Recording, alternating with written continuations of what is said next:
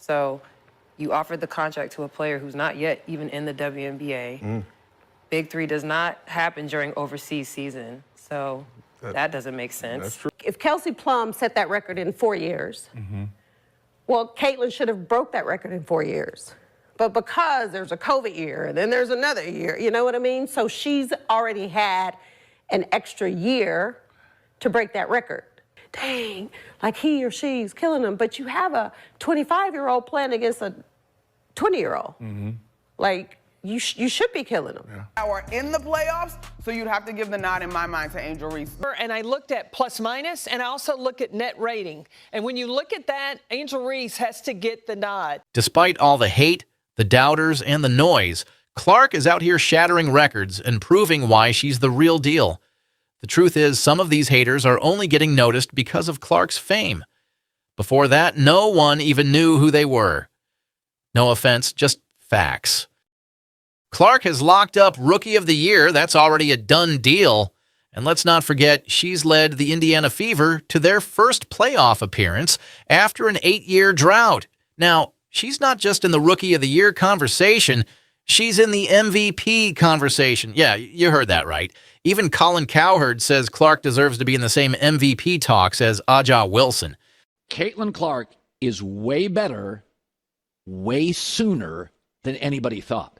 And if you think the players in this league are a little petty now, what's going to happen next year when she's maybe the best player in the league? And what's going to happen if she wins a playoff series? Remember, this is a young and ascending Indiana team. They have multiple former number 1 picks, none of them yet in their prime. This is the Taylor Swift Fearless Tour. She was a star. She won the megastar. She is now, outside of Aja Wilson, she's in an argument for the second most valuable and important player in the league. You know, player of the month. Before the All-Star game, she's averaging 17 a game. But remember, in the WNBA, you play college basketball, you get very little time off, and you go right into camp. She finally got a break. She is a completely different player after the All-Star game. She went from shooting 40% to 48%. That's a different player. And Colin isn't alone. Dan Patrick, a legendary TV personality, straight up said Clark's impact might be even bigger than Aja's. And, of course, the big difference is Caitlin Clark. I think she should be up for MVP. Rookie of the Year, foregone conclusion. But I'm talking about value now.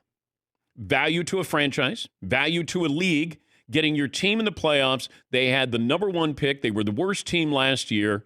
And there is value that I can attach to that. Now, that might not fit in the categories that everybody would consider for MVP. I'm talking about value. The fact that she is doing what she's doing and at a very high level, it's now commonplace where she'll go for 26 and 12. I mean, those are great numbers for any player, no matter how long you've been in the league. Talking about the totality of somebody's value. Her value is felt every place she goes, every arena she goes. TV, ratings, value. But this is something that to me is larger than this, the stats that you're going to have.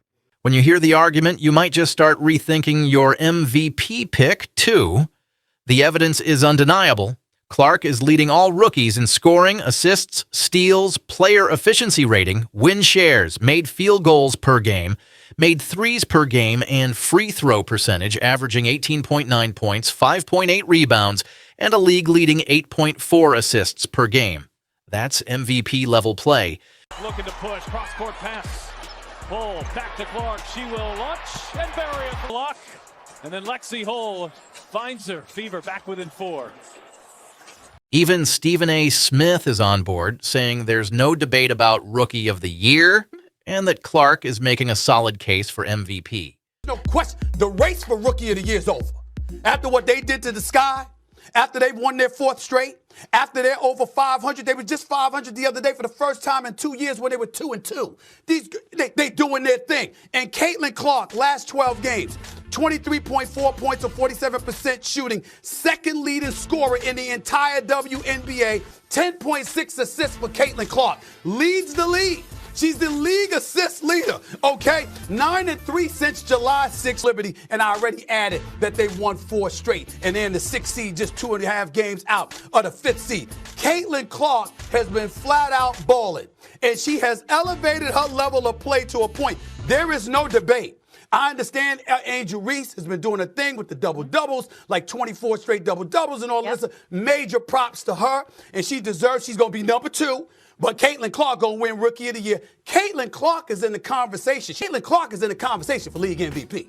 I don't know if y'all already know that, but she in the conversation. League MVP. And honestly, not acknowledging what's obvious at this point is just denial. Clark is not only the clear Rookie of the Year, but she's also making a strong case for first-team All-WNBA. Now, let's talk numbers. The Fever were a bottom dweller last season, but with Caitlin, they've completely turned it around from 13-27 to 18-16, already clinching a playoff spot, and they've been on fire since the Olympics break with a 7-1 record, and it's essentially the same roster, except now they have Clark. That's a game-changing impact right there.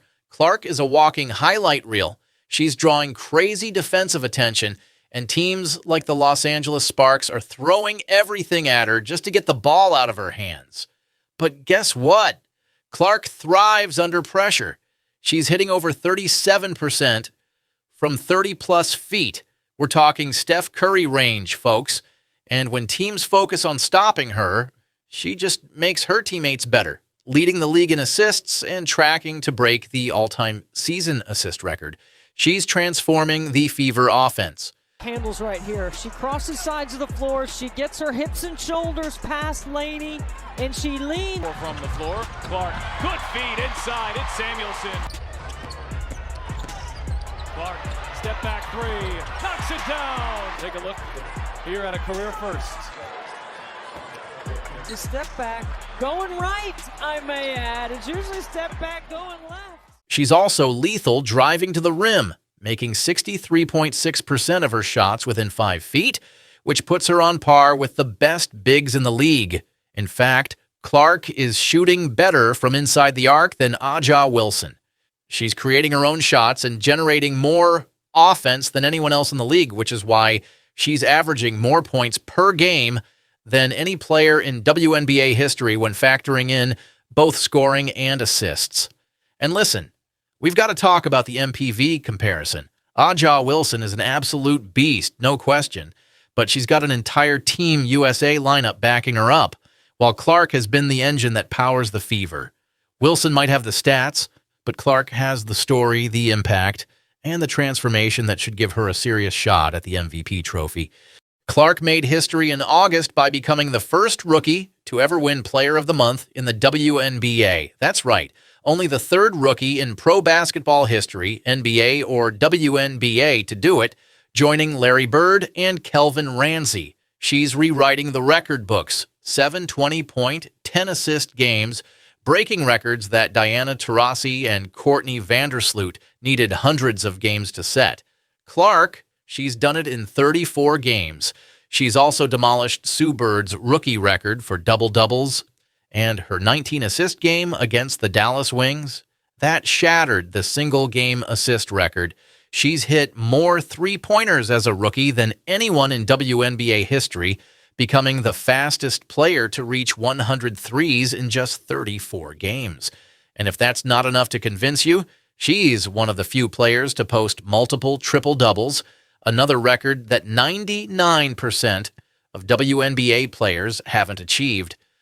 Clark's impact goes beyond the court. She's driving up WNBA attendance with the Fever setting records. Over 536,000 fans have come out to see Clark play this season, and the league is seeing 44% more fans overall, even without counting Fever games. Gainbridge Fieldhouse has turned into a packed house every night, averaging nearly 16,000 fans per game, rivaling the NBA's Indiana Pacers. See Caitlin Clark tonight. Oh, gotta watch number 22. I've been watching Caitlin for a couple of years, and since then I've dreamed of. There's so much support for Caitlin Clark. Because she's the best. She lets things roll off of her. She's just an all-around great player, and the Lego threes. I think she's done a lot, and working with the group that she's with just brought a lot to the WNBA. So, after all that, let me ask you, does Caitlin Clark deserve to be in the MVP conversation? Drop your thoughts in the comments and let's get this debate going.